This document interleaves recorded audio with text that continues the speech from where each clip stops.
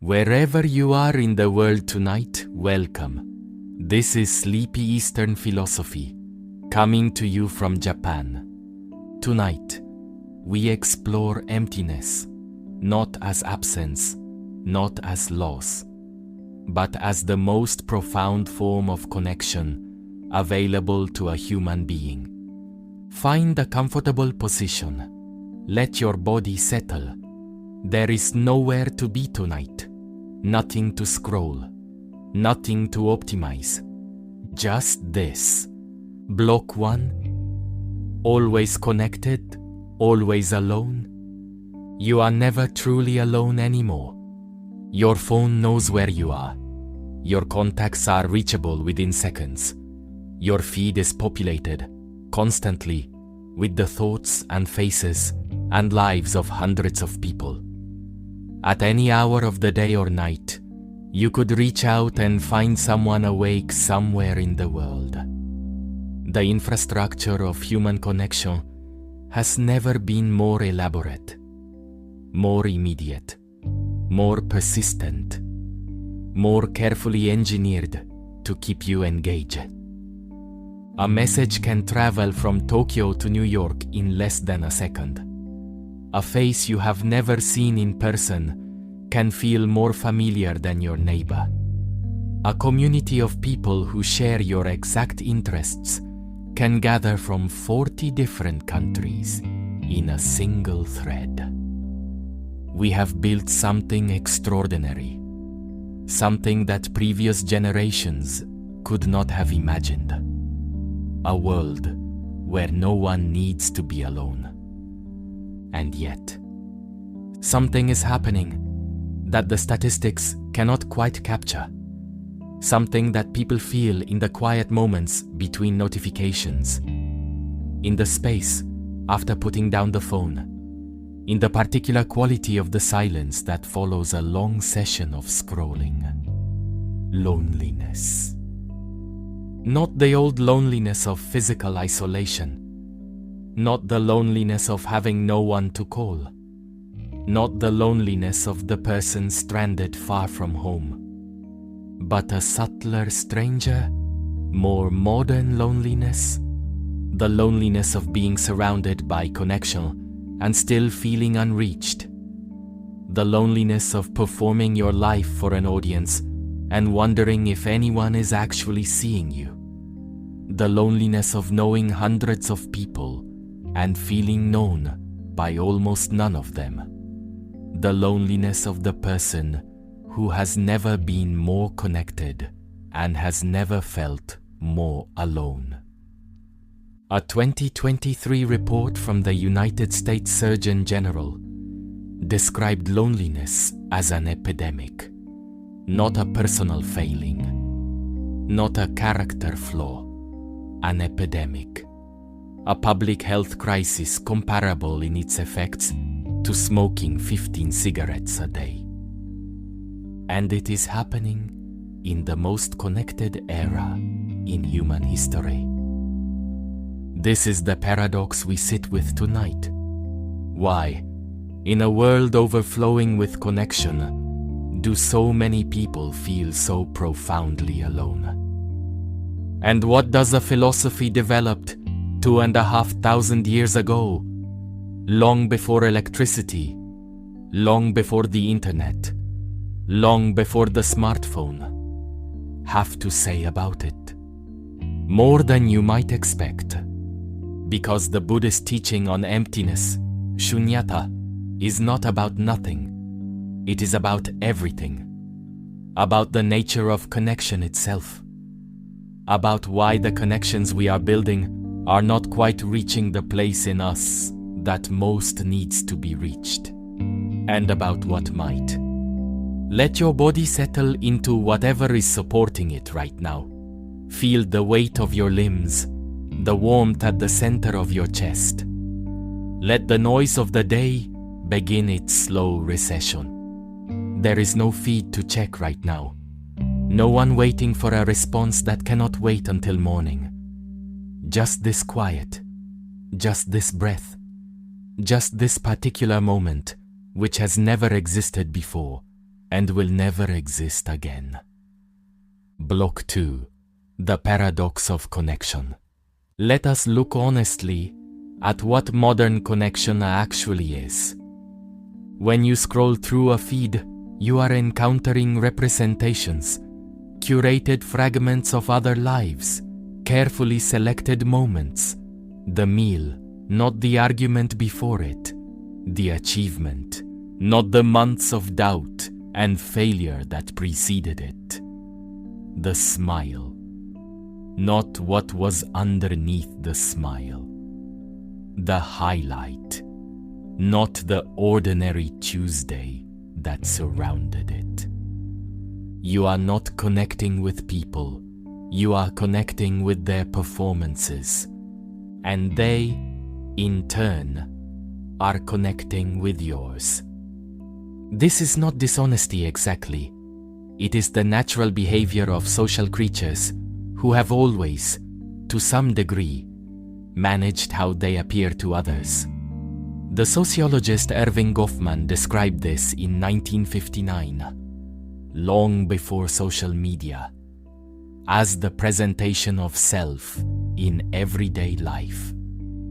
We are all, always, managing impressions.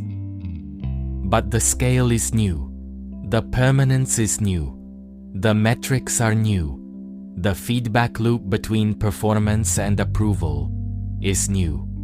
When the number of people who approved of your performance is displayed publicly, in real time, as a number, something shifts. The self-presentation stops being a side effect of social life and becomes the center of it. The performance stops being a means to connection and becomes the goal itself. And genuine connection, the kind that requires vulnerability, imperfection, the willingness to be seen in your difficulty and your doubt and your ordinary, unremarkable humanity, becomes harder. Because difficulty doesn't perform well. Doubt doesn't get likes. The 3 a.m. feeling of not being enough doesn't fit neatly into a grid of curated images. The grief that lasts longer than anyone thinks it should is inconvenient for an audience. And so, the most real parts of a life become the least visible parts. The parts that go underground. The parts that have no audience, and therefore, in the logic of the feed, seem not quite to exist. And the loneliness deepens. Not despite the connection, because of the kind of connection that is being offered. The Buddhist tradition would recognize this dynamic immediately. It would call it the suffering that comes from mistaking the appearance of a thing for the thing itself.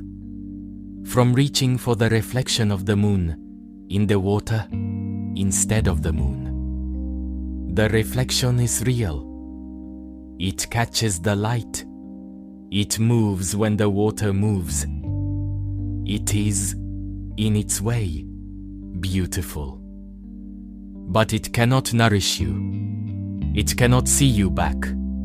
It cannot be there in the 3 a.m. dark when the performance has stopped and something true needs to be said.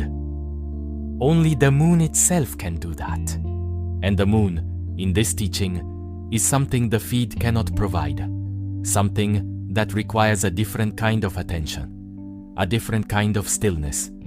Something the Buddhist tradition calls Śūnyatā. Emptiness. Block 3.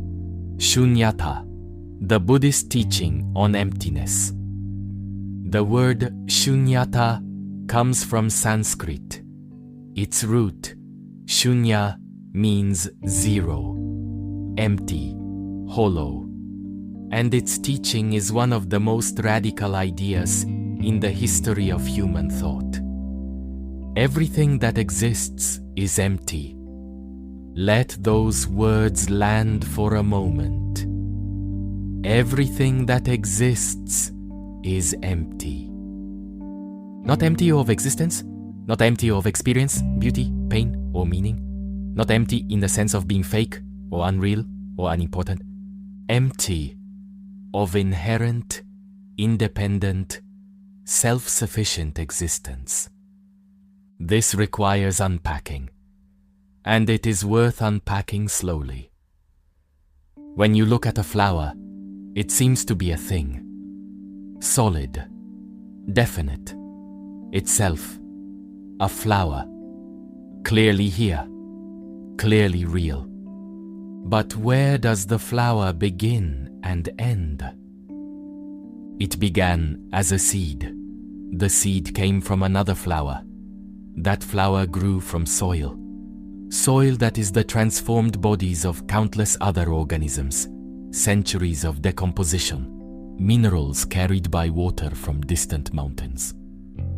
The seed was watered by rain, which fell from clouds, which formed from ocean evaporation, which was driven by the energy of the sun.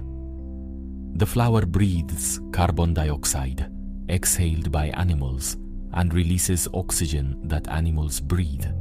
It is pollinated by insects that co-evolved with flowering plants over millions of years.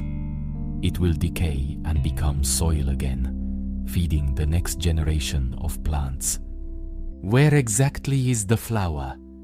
Where does it start? Where does it stop?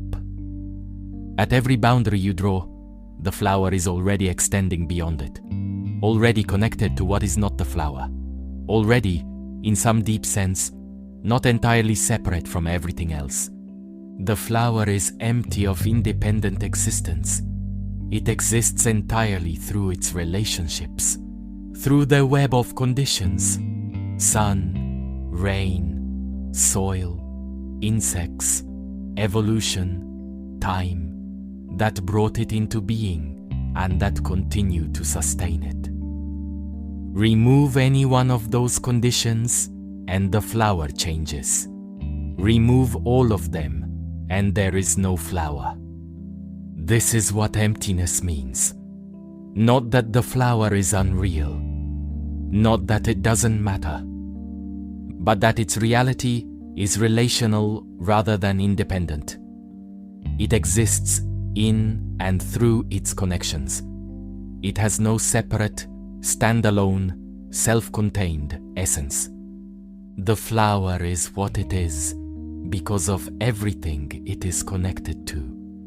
And now, here is where it becomes personal.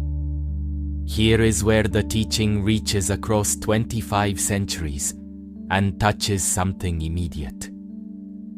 The same is true of you. You are empty. Not empty of value, not empty of consciousness or experience, or the particular irreplaceable quality of being you. Empty of independent, standalone, self-contained existence.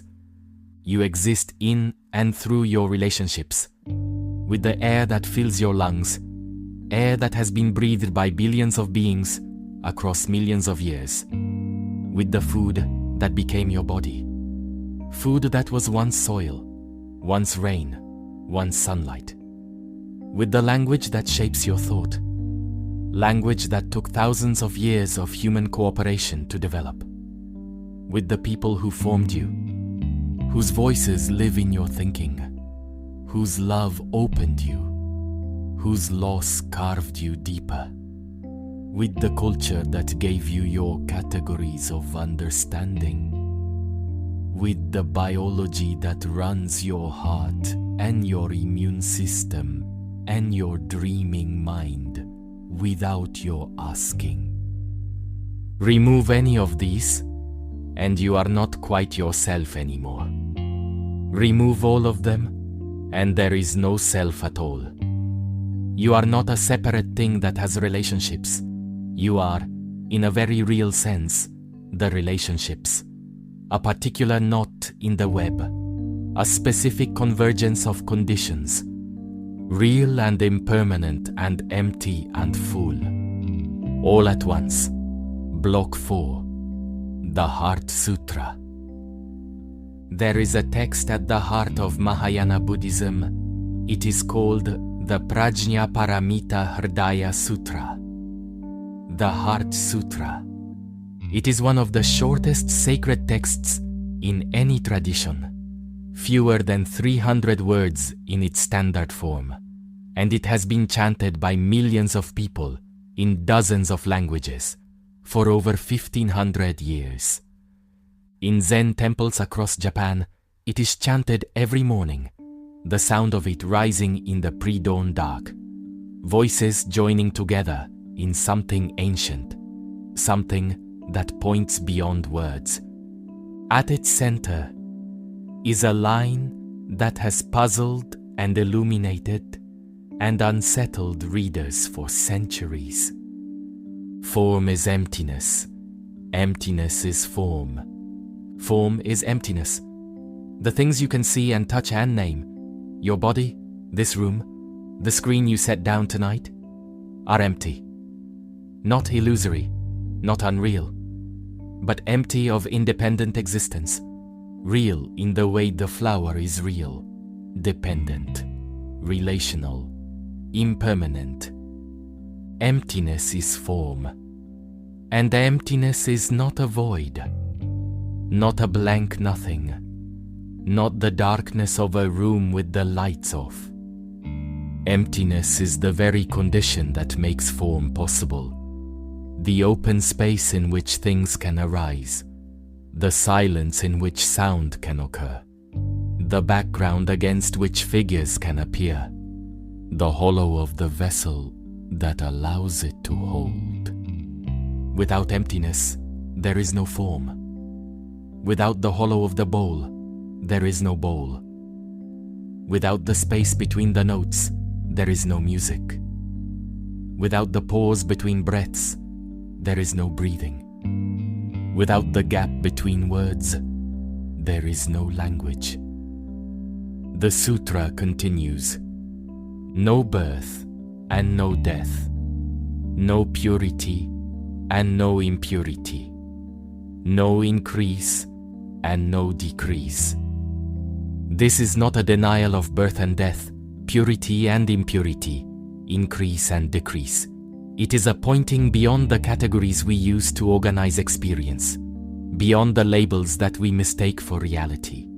The Bodhisattva Avalokiteshvara, whose name means the one who perceives the sounds of the world, looks deeply into the nature of the 5 aggregates that make up the human being: body, sensation, perception, mental formations, consciousness, looks deeply, and sees that all 5 are empty, and through this seeing passes beyond all suffering.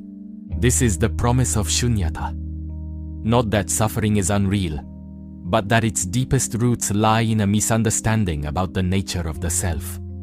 A misunderstanding that, when seen clearly, dissolves, and when it dissolves, something else becomes visible. The isolation at the core of the modern loneliness is also a misunderstanding. The feeling that you are a separate island of consciousness in an ocean of other separate islands. But if you are empty, if your existence is relational rather than separate, then you are not, and have never been, alone. The very air that fills your lungs right now has been breathed by billions of beings before you. The very atoms of your body were forged in stars that exploded before the earth existed. The very thoughts you are thinking are shaped by centuries of human language and culture that preceded your birth by thousands of years. You are not separate from all of this. You are made of all of this. You are the ocean, temporarily taking the form of a wave. And the wave, when it understands this, is no longer lonely, because the wave has never been separate from the sea. Block 5. Emptiness is not nothingness. We need to pause here, because there is a misunderstanding worth addressing carefully. Emptiness, Śūnyatā, is not nihilism. This is crucial, and the distinction is easy to miss. Nihilism says nothing matters, nothing has meaning. Everything is random and purposeless. The universe is indifferent and life is an accident, and nothing we do or feel or love has any ultimate significance. The Buddhist teaching on emptiness says something entirely different. Things matter precisely because they are empty.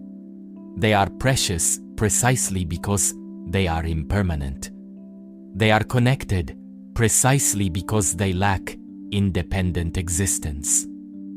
The philosopher Nāgārjuna, who founded the Madhyamaka school of Buddhist philosophy in the 2nd century CE, was very careful about this distinction. He argued at great length in a text called the Mula Madhyamaka Karika that emptiness is the middle way between two extremes.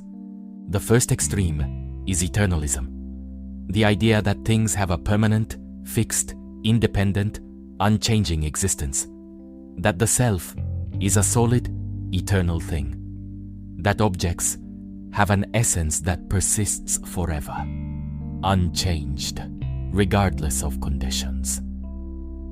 The second extreme is nihilism, the idea that because things are impermanent and interdependent, they are therefore meaningless, unreal, not worth caring about. Emptiness, Nāgārjuna said, is neither of these. Things are real, but their reality is conventional, relational, context-dependent.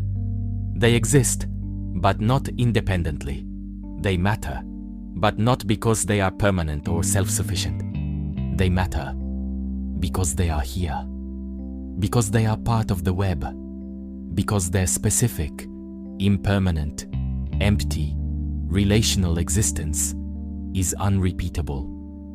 This flower, this moment, this breath, this conversation, this life, not permanent, not independent, not solid in the way we imagined, but here, completely here. And because it is here, and because it will not always be here, it is precious. More precious, perhaps, than if it were permanent. Because permanence takes things for granted. Impermanence makes them shine. And this is where the teaching on emptiness circles back to the loneliness we began with. The loneliness of modern hyperconnection is, in part, the loneliness of trying to connect solid thing to solid thing, performance to performance, brand to brand, carefully constructed, defended, optimized identity to carefully constructed, defended, optimized identity. Solid things cannot truly meet.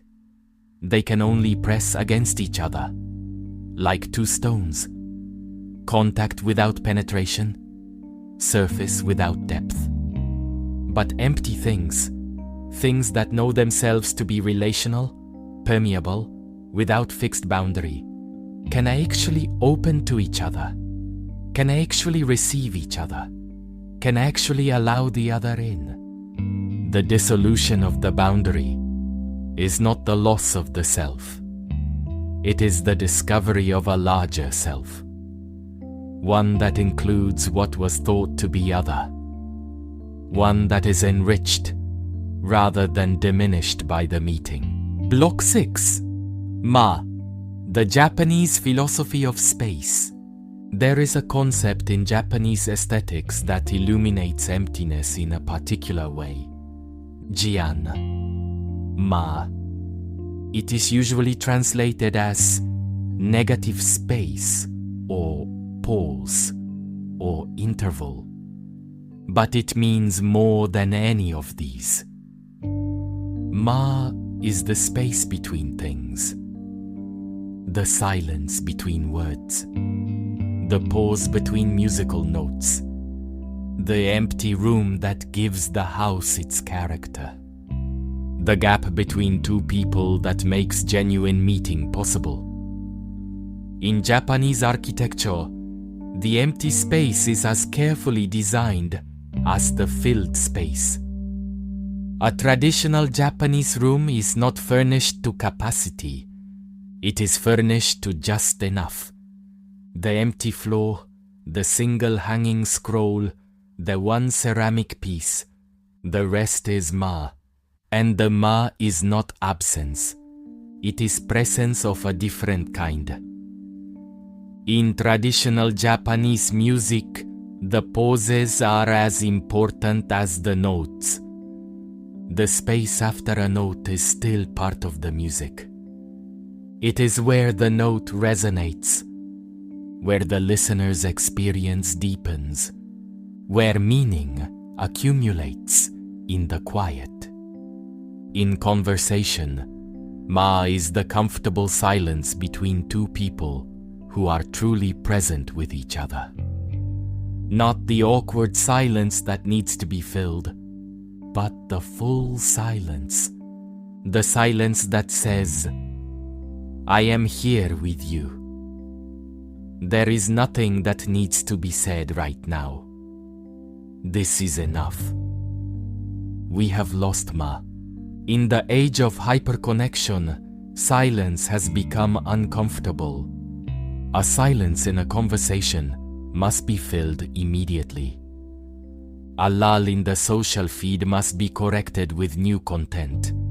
An empty hour must be scheduled into productivity. The Emma has been eliminated, and with it, something essential to genuine connection. Because genuine connection, the kind that reaches the lonely place, cannot happen without space, without the pause that allows the other person to actually arrive, without the silence that allows something true to be said, without the empty space in which something unexpected can emerge. The Buddhist teacher Thich Nhat Hanh described it this way: true presence is a gift, and you cannot give a gift if your hands are already full. If every moment is occupied, there is no room for the other. If every silence is filled, there is no space for the truth. If every thought is narrated and every experience is documented, there is no depth left to encounter. Ma is not empty. Ma is where the real things happen. Tonight, in the quiet of this hour, you are resting in Ma, the space between the day and the dream, the interval that makes both possible, the pause that the music needed. Block 7. Indra's Net Revisited. We have encountered Indra's net before, in the episode on dependent origination.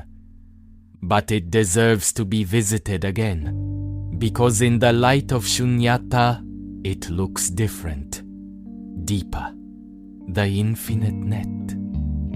A jewel at every node, every jewel reflecting every other jewel, infinitely.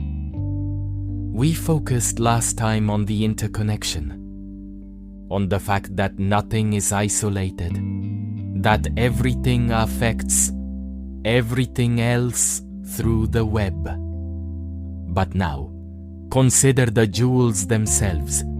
Each jewel is empty. It has no color of its own, no light of its own. It simply reflects. Its entire existence is constituted by the reflections it holds.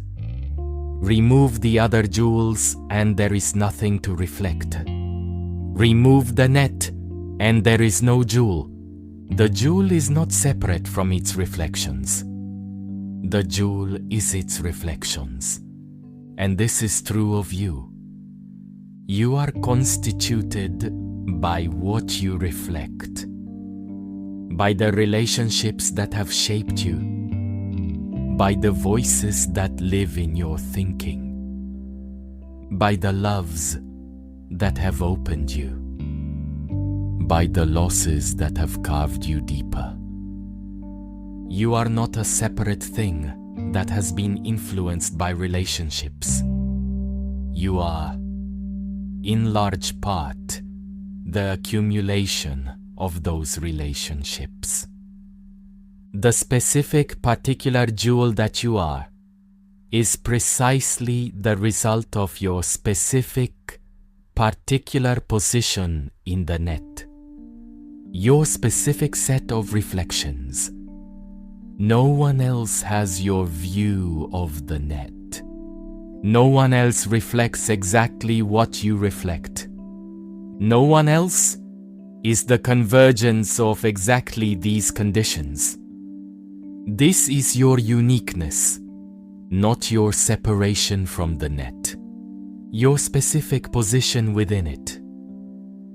And in this understanding, the loneliness shifts.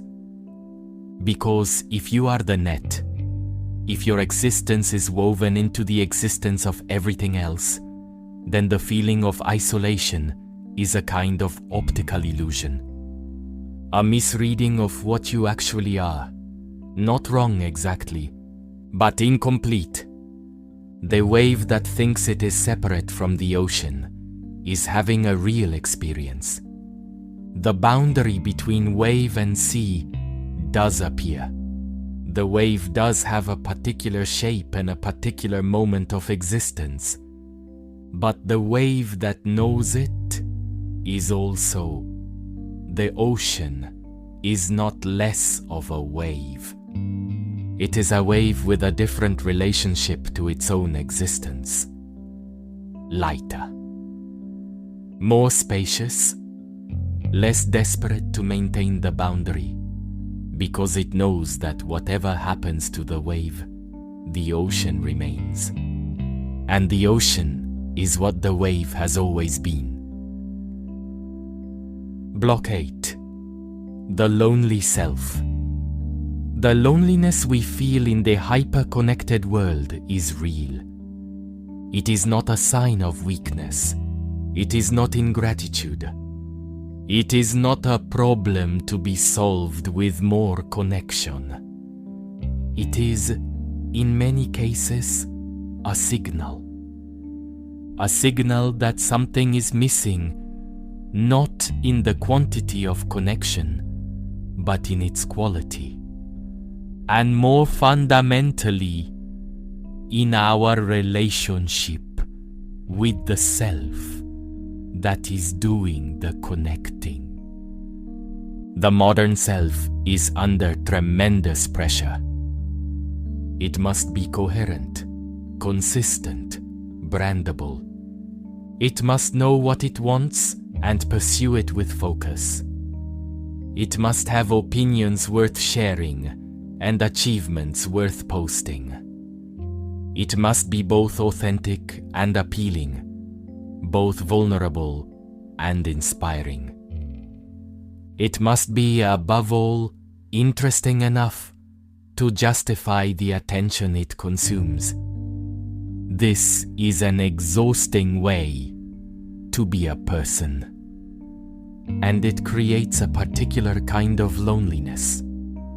The loneliness of the performance, of showing up again and again as the curated version, and finding that the curated version, no matter how many people approve of it, does not feel seen, because it is not the self. It is the self's presentation.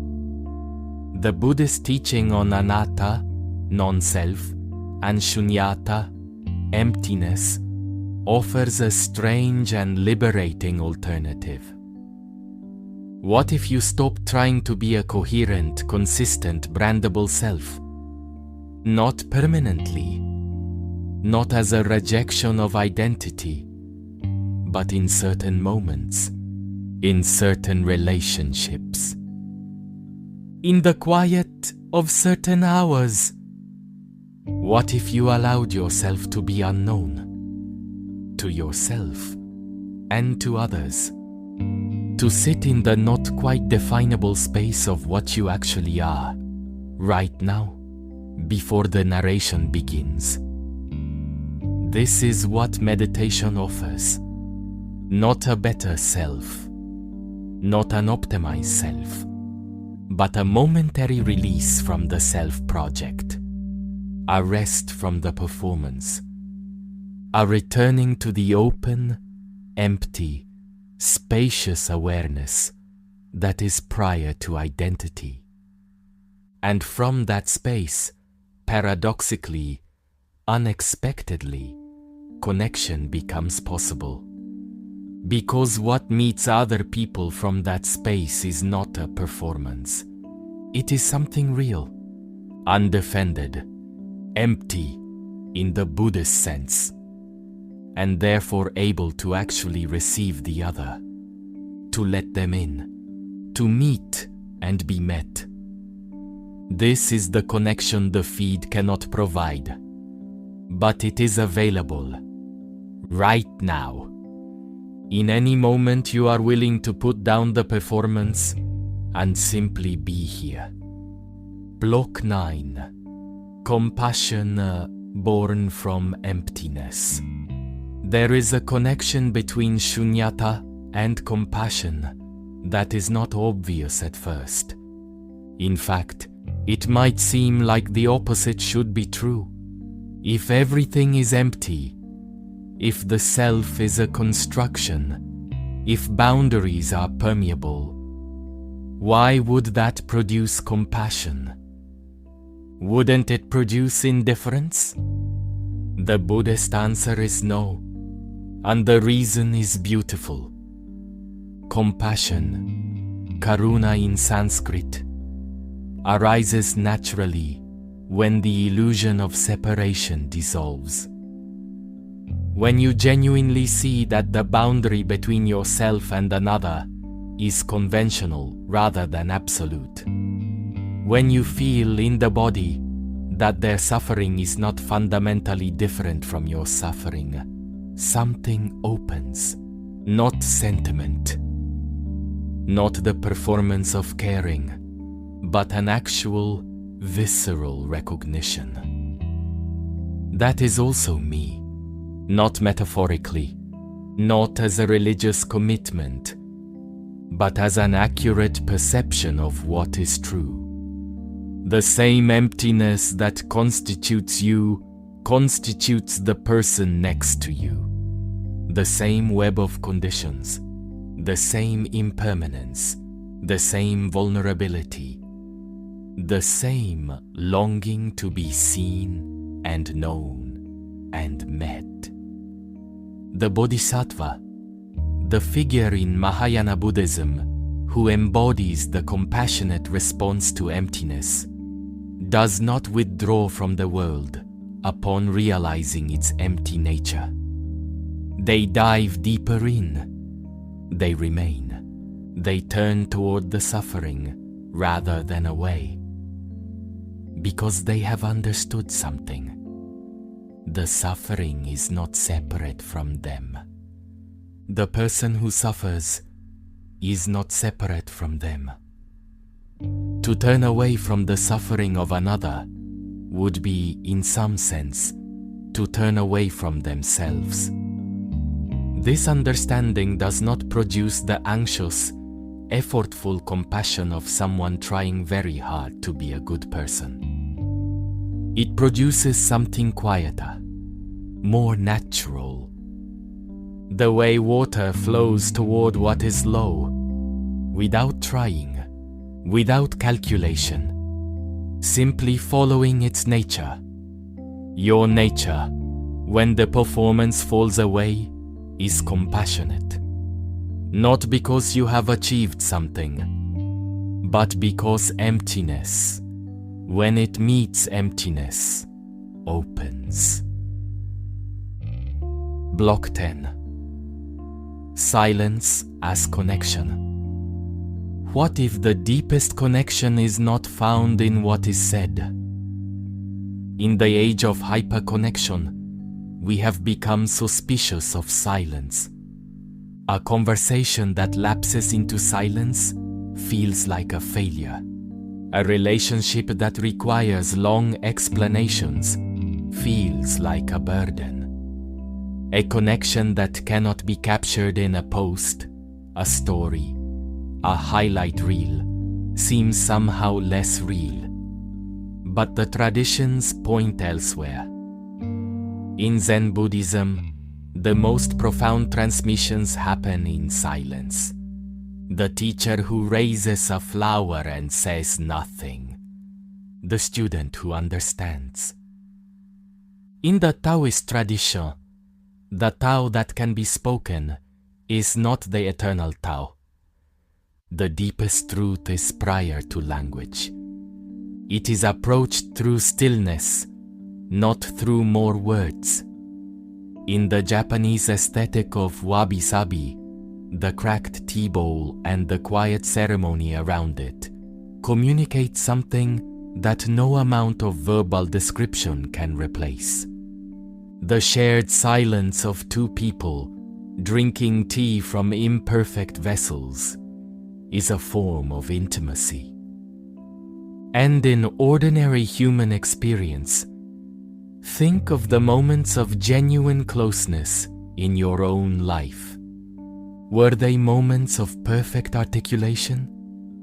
Of the right words perfectly delivered? Or were they often something simpler? Sitting beside someone in a difficult moment without needing to fix it. Being with someone in grief without filling the space with comfort. Watching something beautiful together and not saying anything because there was nothing to say. The silence was the connection.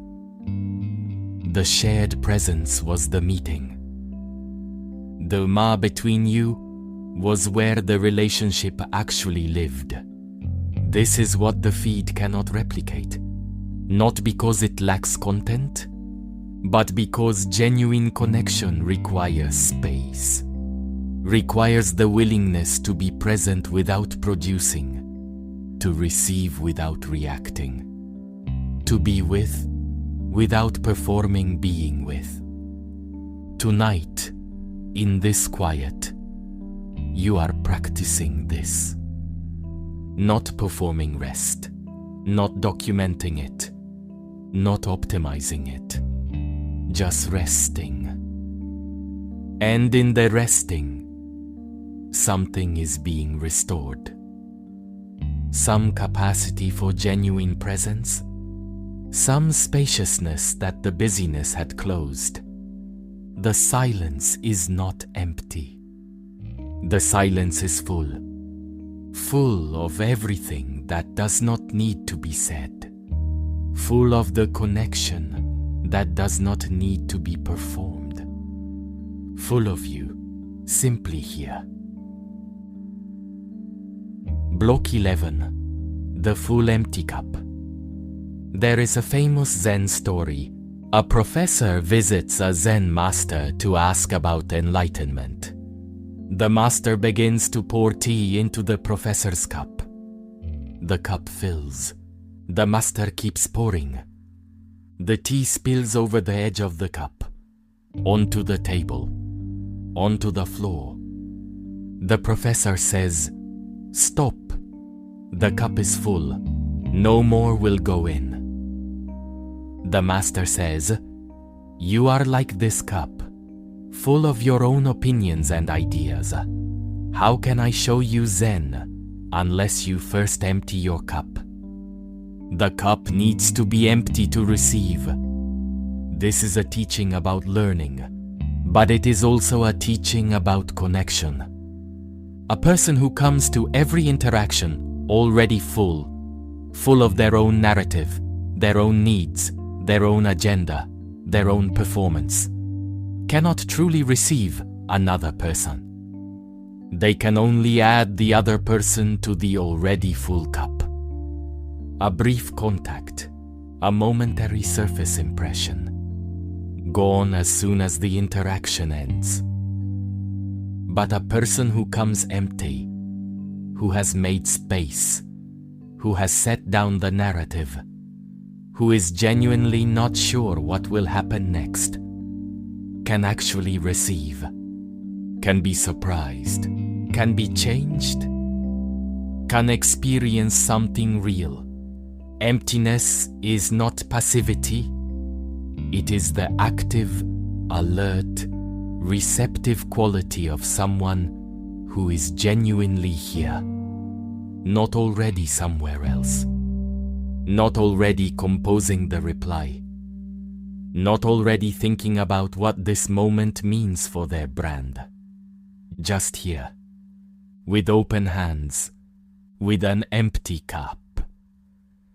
The Buddhist teaching is not asking you to become nothing. It is asking you to become available to this moment, to this breath, to the person in front of you, to the experience that is actually happening, rather than the one you predicted. In the stillness of this hour, your cup is emptying. The contents of the day, the opinions and concerns and performances and plans are settling, finding their way to the bottom, or dissolving entirely. The cup is becoming empty, and empty cups are the most useful thing in the world. Block 12, Digital Noise and Inner Space. The philosopher Blaise Pascal wrote in the 17th century, "All of humanity's problems stem from man's inability to sit quietly in a room alone." He wrote this 350 years before the smartphone. He could not have imagined what we have built, the extraordinary, relentless, perfectly engineered system for ensuring that no one ever has to sit quietly in a room alone. The notification, the feed, the autoplay, the always open chat.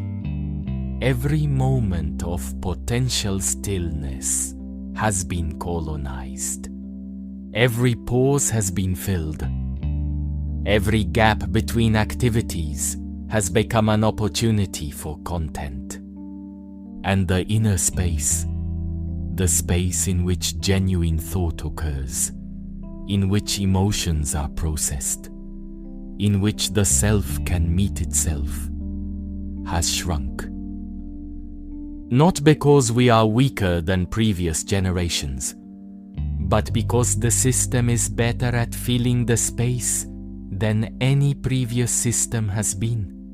The Buddhist teacher, Tara Brach, speaks of the trance of unworthiness, the background hum of not enoughness that drives so much of our compulsive busyness and digital consumption. If I keep moving, I don't have to feel the feeling underneath. If I keep scrolling, I don't have to sit with the question I don't know how to answer.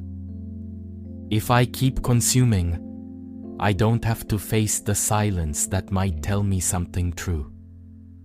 The digital noise is, in part, a way of not being empty, of filling the space that emptiness would otherwise occupy. But Śūnyatā is not something to be feared. The empty space is not the enemy.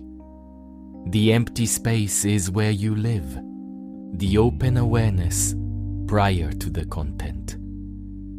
The quiet that was there before the first notification and will be there after the last. It is, in a very real sense, the most you that exists. Not the performing self, not the scrolling self, not the self that is always busy becoming something, but the self that is simply aware, that is here, that has always been here, waiting patiently for the noise to pause long enough to be noticed. The noise has paused now.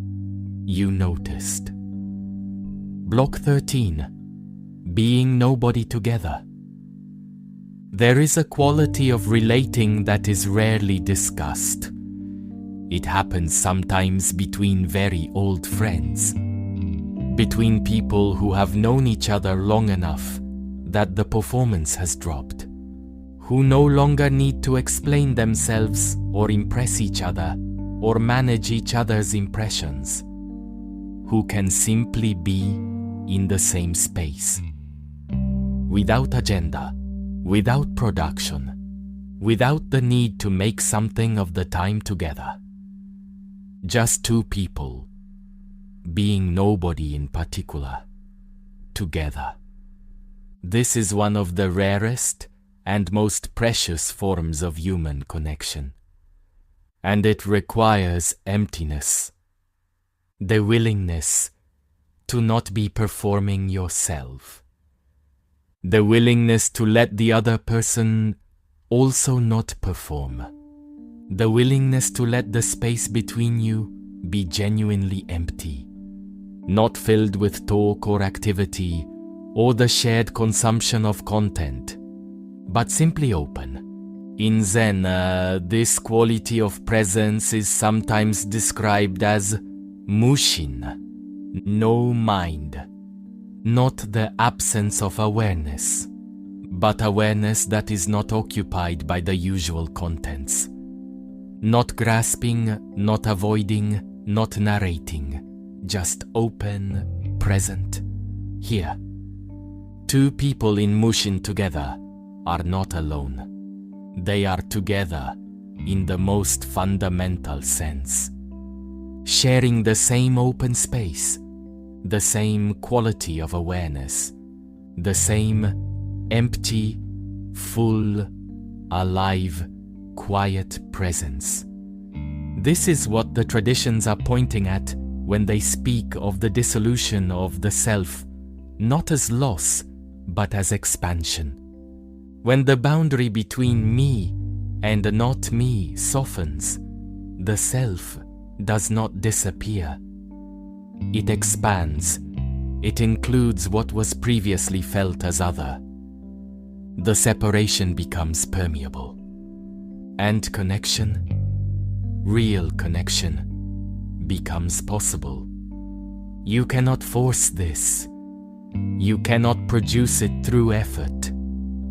You can only create the conditions. And the conditions are simple. Stop performing. Be nobody for a while. Let the space be empty and see what fills it. Block 14. Return. The fullness of empty. We have traveled far tonight. From the loneliness of the hyper-connected world, through the radical teaching that everything, including you, is empty, through the Heart Sutra's insistence that form is emptiness and emptiness is form, through the Japanese understanding of Emma, the space that makes everything possible, through Indra's net, where every jewel reflects every other, through the silence that is the deepest connection, through the empty cup that is the most useful vessel. And now, at the end, one final thought. The emptiness that this teaching describes is not a problem to be solved. It is not a wound to be healed. It is not an absence to be filled. It is the nature of things. And it is, when met directly, one of the most profound sources of peace, available to a human being. Because if you are empty, if you exist in and through relationships rather than in spite of them, then you are never truly isolated. You are always already part of everything. The air breathes you, the earth holds you. The 10,000 conditions that conspired to produce this particular moment of your existence are, in some sense, all still here, all still present, all still part of what you are. The loneliness that drove so many people to their phones tonight is real, but it is, at its root, a case of mistaken identity. The identity of the solid, separate, independent self. The self that must perform to be valued. The self that must accumulate connections to feel connected. Beneath that self, prior to it, larger than it, is something else. An awareness that is not lonely, that has never been lonely, that cannot be lonely in the way a wave cannot be separate from the ocean. You are resting in that awareness right now. You may not recognize it. It may not feel like anything in particular. That is exactly right. It is prior to feeling, prior to recognition, prior to the self that does the recognizing. Just this. Just here. The quiet that was always here. The space that you have always been. Form is emptiness. Emptiness is form. The full empty cup. The silent connection. The wave that rests in the ocean it has always been. You are not alone. You have never been alone. The net holds you. The web sustains you. The emptiness that constitutes you also connects you to everything else that is empty in the same way. Which is everything? Which is everyone? Sleep now, into the emptiness, into the fullness, into the open, quiet, spacious place that has been waiting here all along. Sleep well.